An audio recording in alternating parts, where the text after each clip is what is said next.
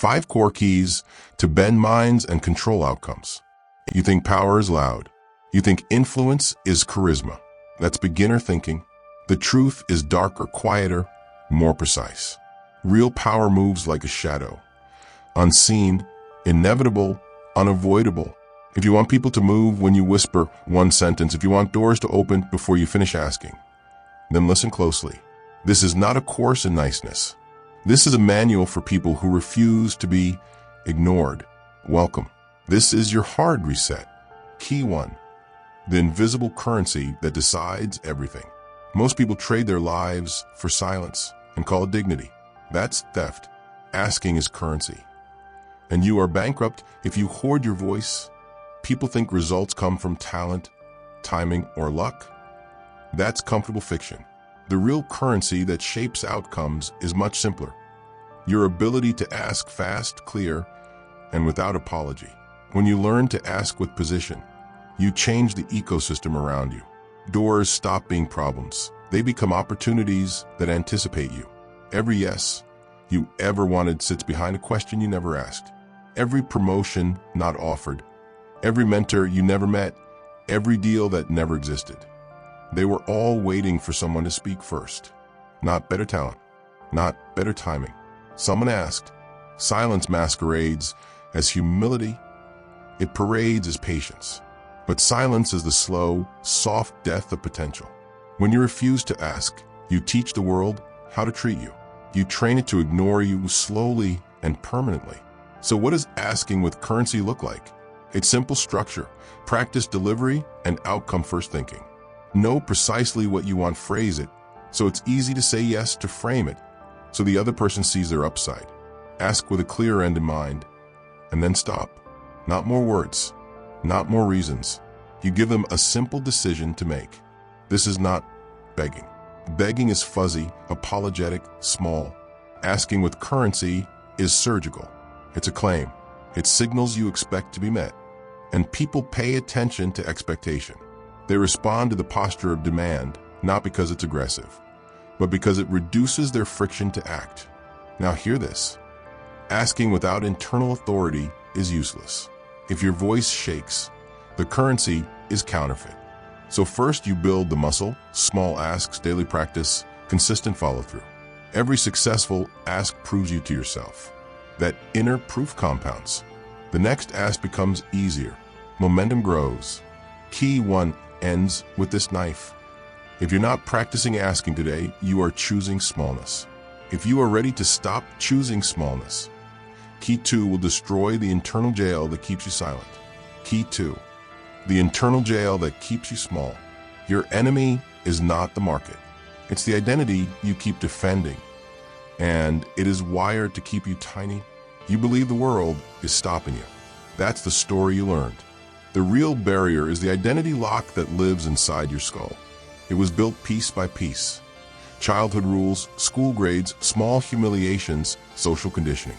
It's sticky, it's stealthy, and it's designed to keep you predictable. Your subconscious prefers a stable identity. Even if that identity is weak, it prefers consistency over growth. That means your brain will manufacture reasons to avoid risk, reasons that feel logical, but are cowardly. It will whisper, not now, they might laugh, you'll fail. Those whispers are not truth. They're the prison guards. This key is brutal because you must execute that identity. You must stop negotiating with your past self. Every major upgrade in life requires identity violence. You must let the old you fail publicly, quietly, irreparably. You must create evidence against the story you've been telling about yourself. How to begin? Start with micro rebellions. Ask for small things that scare you slightly. Do the thing that proves the old story false. Each small victory undermines the prison bricks. Each small ask that lands becomes a new tile in your identity floor. And brutal honesty. Most people will never do this because they prefer the comfort of consistency. That's weakness dressed as virtue. If you want leverage, you must willingly be the exception. You will be uncomfortable. Good. The discomfort is the sign of growth. Key 2 collapses into the single question. Are you willing to be different enough to be dangerous? If yes, proceed. Key 3 will teach you how to weaponize perception so other people start following the new you before you fully become it. Key 3. Perception is a weapon. You don't win by changing facts. You win by changing what people believe the facts mean, and they will fight for that belief. People don't react to data. They react to story. They don't obey facts. They obey conviction. Once you understand that, you stop arguing and start framing. Framing is the art of packaging reality so it lands inside someone's identity as truth. Perception is not deception if you're honest about the outcome. It is clarity on the signal you want to send. It is the difference between saying I want a raise and saying here's how I doubled results last quarter. Let's align on a new role. The first is needy. The second rearranges reality. You need 3 tools to control perception: position, narrative, and ritual. Position is how you enter the room. Narrative is the short story you put around the ask. Rituals are the small actions that make your narrative believable. Position first. When you enter space, project the position you want to occupy. People validate position. Hold it physically and verbally. Project calm, steady energy. Speak like you own the outcome, not as if you need permission. Then, narrative. Give the listener a simple causal story that removes doubt. Humans are lazy meaning makers. Give them the easiest story that leads them to yes. Don't overwhelm with facts. Translate facts into a short emotional logic that aligns with their identity. Finally, ritual.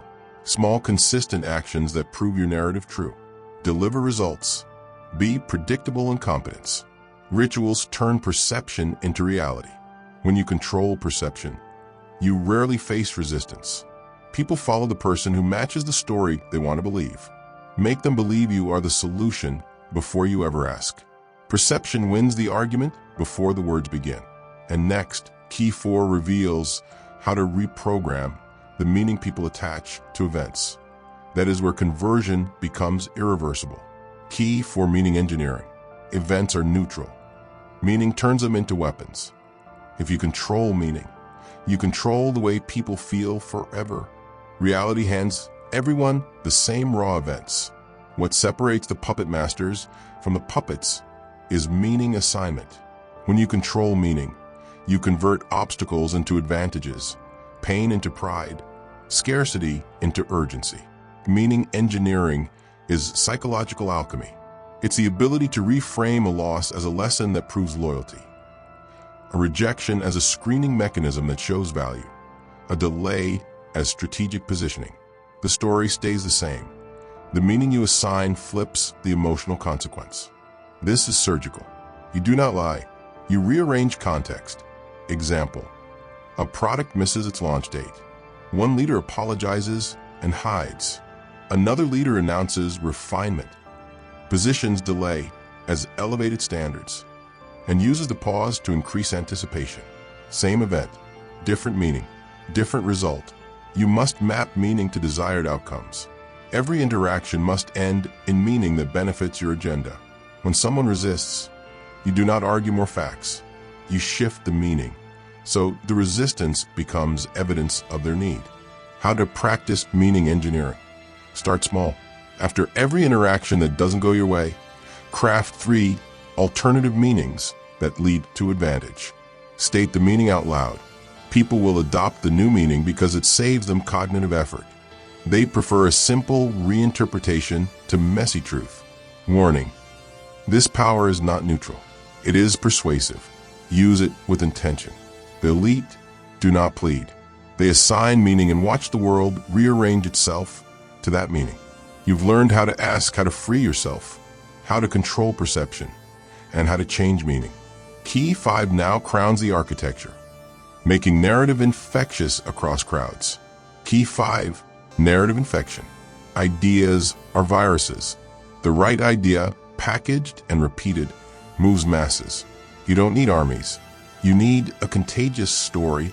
Influence at scale is not a bigger version of individual influence. It's different physics.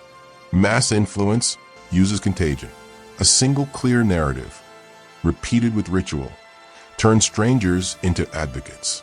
Narrative infection is how movements form, how brands hijack markets, how cults convert followers. The process is simple and savage. Craft a core story, attach identity markers, create repeatable rituals, and distribute via trusted nodes. The core story must be brief, victorious, and moral. People must be given a role inside that story, a small identity they can adopt easily. Identity markers are tiny signals people can replicate. Phrases, gestures, hashtags, uniforms. These signals create belonging. When someone adopts them, they defend the story because defending it defends their identity. Rituals reinforce the narrative. Daily microactions, shared experiences, visible commitments.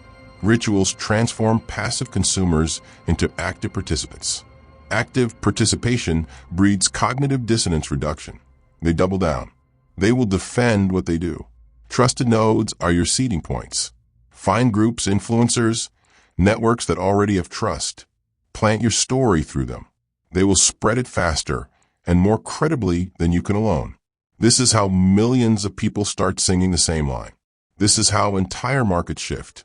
This is how a simple phrase can alter behavior worldwide. Ethical note. Narrative infection is neutral in technique. It can be used to liberate or to manipulate. Your intent determines the outcome. Now that you have the tools, choose wisely. Though the tools will work regardless. Final cliff. People will not follow your facts. They will follow a story that makes them feel bigger. Give them that story. Let them carry it. Let them defend it. Let them spread it. Then watch how outcomes change. Conclusion. The new operating system. You now own the 5 keys. Ask as currency, destroy the internal jail, weaponize perception, engineer meaning, infect narratives. This is not theory. This is a behavioral operating system. Use it and your life will rewire. Ignore it and you remain a spectator, watching others collect the opportunities you left on the table. One last instruction. Practice the pipeline. Ask daily. Break an old identity. Frame one interaction. Reassign meaning to one setback. Seed one small story in your circle. Do this until your nervous system anticipates authority, until asking becomes reflex.